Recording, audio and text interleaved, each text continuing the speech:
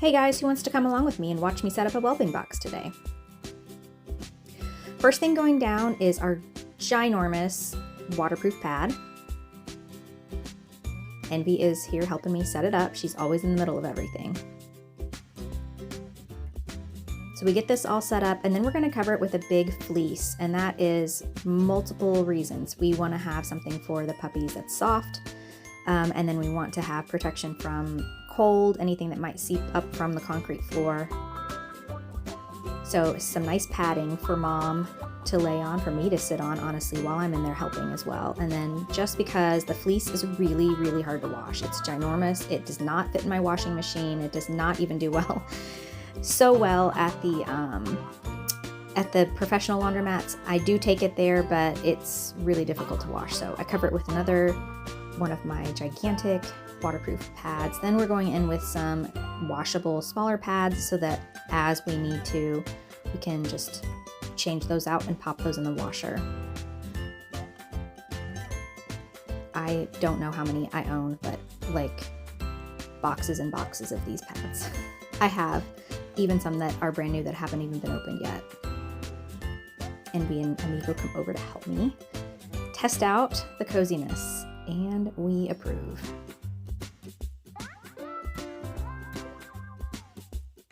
Clorox, sponsored by Clorox, just kidding. Okay, so next I am getting the whelping box prepared. I don't care where I store this thing. I guess because it's white, it is always dirty, so I skipped forward just a little bit there. I'm gonna wipe all of these panels down. They all fit together to form the actual box, but they were already pre-cleaned. I don't know, they were already dusty, and I went ahead and started wiping them back down again to get them ready to go.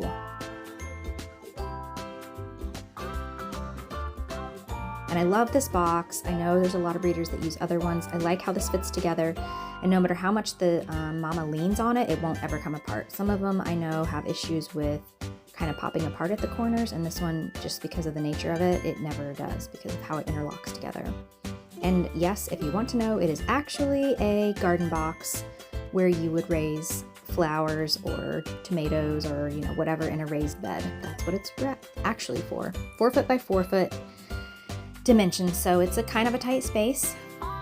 So what you're seeing me open now is actually a brand new kennel that I bought because I really, well, I'll go back to why we use them in a minute, but I have to sit in there quite a bit to weigh puppies, and I'm in there the whole time they're whelping, or at least nearby. And if I have to get in there, and oh my gosh, the other ones I couldn't even sit up in. By the time we were done whelping, I'm 43. I could barely sit up.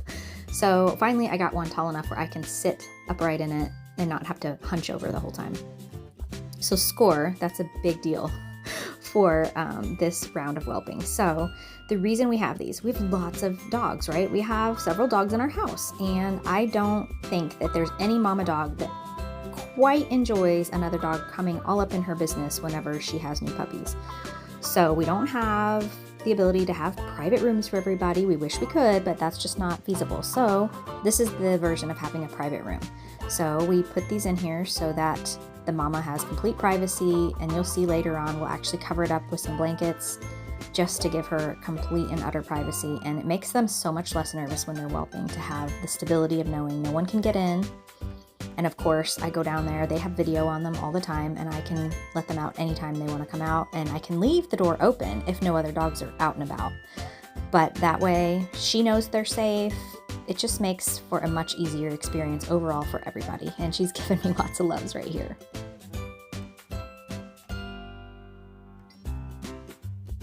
No one else gets to go in the box either. Amigo's trying to go in there now. No one gets to go in the box. That's her space. It shouldn't smell like any other dogs. Okay, so I got done with that, and I decided I'd just go ahead and zoom in a little bit here, move the camera over. We are going to be putting in the pig rails next. Oh no, this is the roof, or the ceiling, or whatever I want to call it. The top? Okay, maybe it's the top. Okay. Again, because I'm not trying to get judged by people here. It's safety. I can't have a mom trying to climb out and get hurt. I can't have another dog trying to climb in and get hurt. The topper was the greatest way we had, and this is also something that I utilize for puppies to discourage them from climbing, because If you have them in a pen and they just decide they really want out and the puppies start to climb out, you'll have a climber for life. So this really discourages. They look up, they see there's a top on it, and they decide not to climb out of the exercise pen. And by the time they leave, they have less of a tendency to want to climb out. So you're welcome, because we start them with the top. It makes a big difference. Envy herself is actually a climber sometimes, so I would not want her to try to climb out of this and get hung, especially with this being a taller kennel. So it is so much nicer for me. Look, I can almost sit all the way up in it. Okay, now we have the pig rails going in. What is the purpose of the pig rails? And I don't even know where the name came from. Someone else can tell you, I'm sure. But the idea of the pig rails is to keep babies from getting trapped against the wall when mama's laying there. It gives them a space to crawl up under, and you'll see a little bit here how they go together. All these ends go in, and by the time I get it all put together, it always doesn't really fit right. So I have to take it and lift it out and then shove it back in there. But you see the little feet that raise that up? That gives them just enough space to get away from mama so they don't get smashed. I don't want to say that we've never, well, I do want to say we've never had that happen, but I don't know that, you know, that isn't just a coincidence, but we do our best by putting in these different kind of fail-safe measures to try to make safety our #1 priority for our puppies and our mamas. So it gives the puppies just that little bit of space against the edge where they can't get trapped. Next is the heating pad, because new puppies can get cold quickly. A cold puppy is a puppy that will not thrive and may not even live. So we have to keep extra heating sources available for our puppies at all times. So this heating pad is the biggest one I could find, and that is actually a cover that used to be for an old one, but you'll see me try to put it on at least twice because I'm convinced it's supposed to go in there, but you can see it doesn't fit. And I hit my head because I should just have this flip back. I don't know why I don't have the top flip back. It actually can be cut in half, and you can just flip it back. You'll see that later in the video. Grabbing in some smaller fleece for mom, a blanket, and look at me trying the thing again. Like it's really gonna fit on there. Envy's coming back to check it out. I invite her in. And I've got a blanket and a towel in there just because I'm sure everybody probably realizes mamas like to dig and nest whenever it comes to time, and I just like to give them some extra things to be able to move around, and hopefully that will discourage them from digging in my heating blanket, my pads, all the other things that I've so tried to put in here precisely.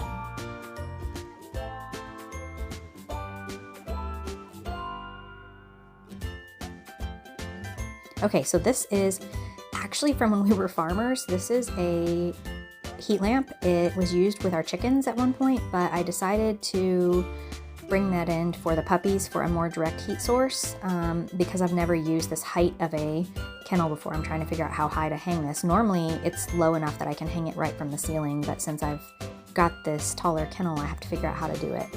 Anyways, I find that they, in the first at least week, sometimes will lay under this heat lamp more than they'll lay on the heating pad. It's hotter than the heating pad, and it gives a much more direct heat source, and again, keeps puppies thriving and healthy, keeps them gaining weight better if they aren't having to maintain their temperature in a cooler environment. So we have that as another safety measure for them, and sort of a backup. Like if something happens to the heating pad, then the heat lamp's in there, and I have to put it in a corner. Everybody's kind of got quadrants. It's hard to tell because it looks like the heating lamp reaches everywhere, but it's so directional. It's just a super, like you have to be right underneath it to feel the heat. So I've got that in there in a corner. I've got the heating pad in a corner, and then in the front corner I've got mama, so she can get away from all heat sources if she doesn't want to lay in the hot. The funny thing is most of my moms end up laying on the heating pad afterwards. She's coming back to check me out one more time. She knows what's going on.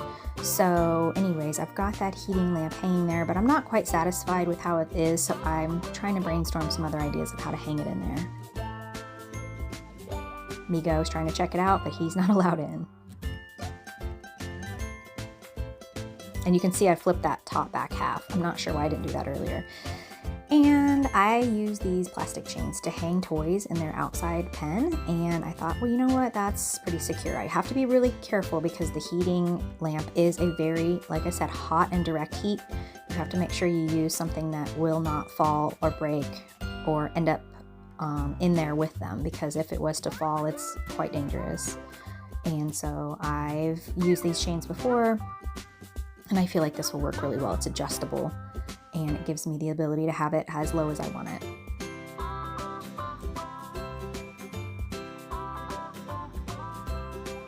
Again, more visitors.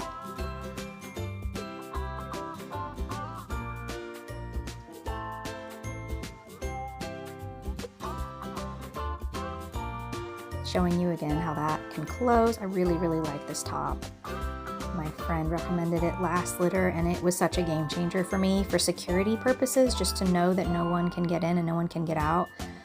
I don't think people realize how dangerous it can be to be raising puppies, and how the one mom that's angry can get in there and hurt an entire litter, and so we just don't want to take any chances. We have never had that happen, but I think a lot of that is also due to the fact that we don't give it a chance to happen. So I talked about moms liking privacy, so we hang these blankets around her kennel, and she'll actually get one on the other side, but I didn't have it with me for this demonstration. So the blankets go all around the edges so that she really feels like she's in her den, right? Because dogs are den animals, and they want that den feeling when they are whelping, when they are raising their puppies at the beginning. So we're trying to recreate that experience the best we can for her. And now all we have left to do is wait.